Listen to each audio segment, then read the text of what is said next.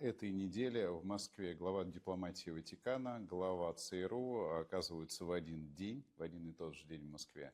Что происходит? Можете ответить на такой вопрос?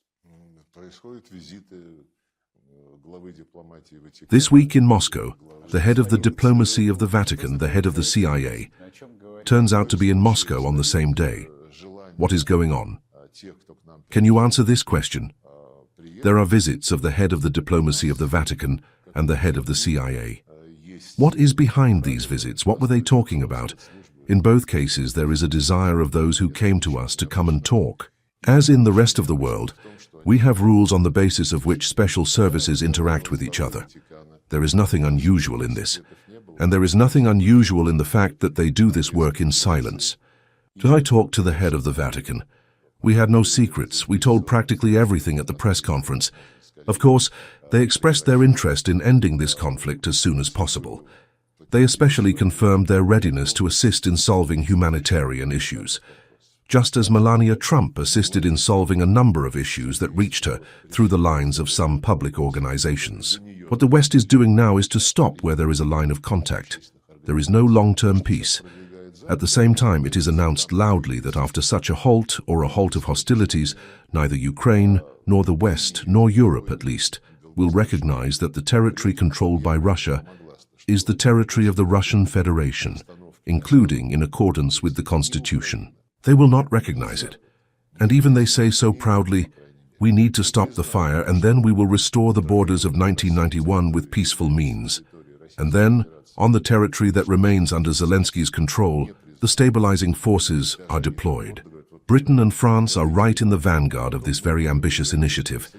And these stabilizing forces, in fact, preserve, conserve, and protect the neo-Nazi regime, which is the only regime in the world that has banned the whole language and the whole canonical religion. I asked a representative of the Vatican how much they perceive these human rights, religious rights, and he said that this is not good. And to be honest, but I hope I do not reveal the secret, he promised, in response to my request, in subsequent contacts with the Ukrainians, to send the appropriate signals. On August 14th, we allegedly asked the Americans, tell us how you help the Ukrainians to strike on our territory. It was almost an ultimatum from our side. No, there was no ultimatum from our side. There was a question from our side, because there are occasional leaks in the Western press about how specifically the Trump administration, which declared the Ukrainian crisis the war of Biden, how she herself, the Trump administration, helps Ukraine with new financial assignments, weapons, the provision of intelligence data, and so on. And every time, when there were 3 or 4 such cases in the last couple of months, when such information appears, we calmly, through diplomatic channels, send it to the State Department and ask to confirm whether it is true. What was the answer? We have not yet been answered. Britain's role is the most negative, as it has been for centuries, long centuries, in relation to Russia for sure, but also in relation to most other, I won't say partners, companions of Britain, because it has never had permanent allies, and the United States is also no exception. Don't you think that now the British are outplaying the Americans, so to speak, on the Ukrainian front?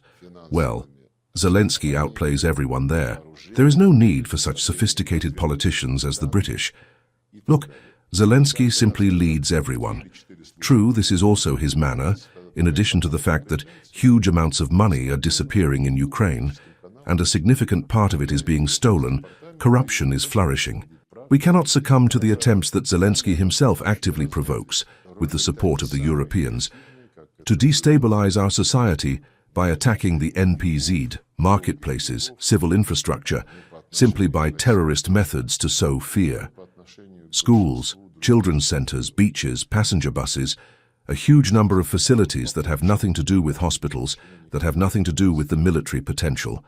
And the West is shamelessly silent, as shamelessly silent, unfortunately, is the UN Secretary General, the Human Rights Commissioner. They are definitely firmly on our side. We are often asked, well, when will we finish this? Why can't we do it sooner? But we are more powerful. We have never had this in history. The United States and Britain were with us in World War II. And then, as we moved victoriously, especially in Europe, the ranks were replenished by other countries, which had already removed their troops from under Hitler and gave them to our side. And this time, many call it the World War, but only the Korean People's Democratic Republic. All the rest are on the other side. And the fact that Rubio, maybe he got it, that the United States is not a mediator, they are for Ukraine. This makes the collective West Front universal against us. In fact, now we have two allies, North Korea and Iran. And everyone has a question. How did we get to this? How did we end up in such a company? Why is it a bad company? Countries that used to be considered strange outcasts all over the world have become the main allies of Russia. And many have a question, why is that? They were considered outcasts by those who imagined themselves as winners in the Cold War and who proclaimed the eternal end of history. We come from the interests of the Armenian people, and we see how the interests of the Armenian people, which for centuries were intertwined with the interests of our people, with the interests of our people. And when for a long, long time we were together, in solidarity with each other, when Russia has repeatedly helped the Armenian people and the Armenian leadership in difficult situations, these interests should, of course, dominate. Now, the current representatives of the leadership in Yerevan are guided by other tasks. The goal of the orientation to the European Union. The Prime Minister of Armenia, Mr. Pashinyan, said, "When the time comes, I will decide." Well, what do you mean, when the time comes? If you have adopted a law on the beginning of Armenia's entry into the European Union. Now, I read just the other day, Mr. Pashinyan said that we can talk about the referendum when we first apply to the European Union, when there will be a reaction to it, and when a roadmap is prepared for this entry. Then there will be a referendum. Well, I think this does not speak of great trust to the Armenian voters, to the Armenian people. The choice must be shown to be fair. From our side, everything is done, and all our positions and all the advantages that Armenia has from participating in the European Economic Union, all the advantages that it has, receiving energy from us, are 3 to 4 times cheaper than the prices in the European Union. Well, I assume that there are good economists there. We have regular contacts between vice premiers.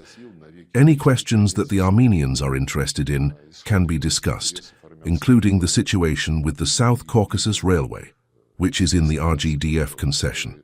And we are surprised to hear how these issues, if they have already arisen, well, tell your partner how you think in this regard. Instead, public statements are made that we will remove it, it is ours, and in general, we owe 2 billion. I understand that this causes, in addition to such economic-based assessments, it also causes emotions in the hearts of our citizens.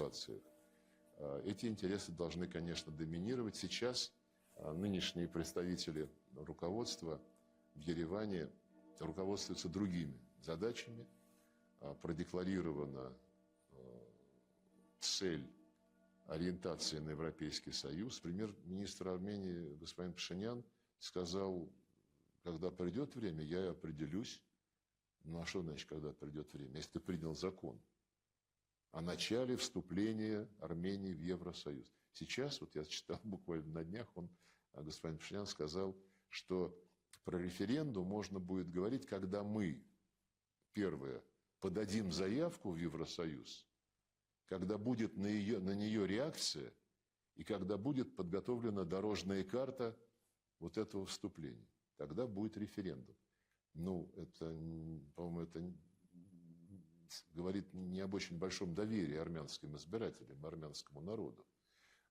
Как раз выбор надо показать честный. С нашей стороны все сделано, и все наши позиции, и все те преимущества, которые Армения имеет от участия в Евразийском экономическом союзе, все те преимущества, которые она имеет, получая от нас энергоносители в 3-4 раза дешевле, чем цены в Европейском Союзе, ну, я исхожу из того, что там есть хорошие экономисты, у нас есть контакты между вице-премьерами регулярные.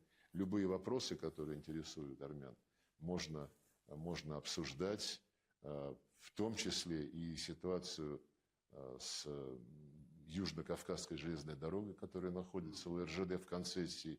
И мы с удивлением слышим, как эти вопросы, прежде чем, если они уж возникли, ну, своему партнеру расскажи о том, как ты вот рассуждаешь в этой связи. А вместо этого делаются публичные заявления, что мы уберем, это вообще наше, и вообще 2 миллиарда нам должны.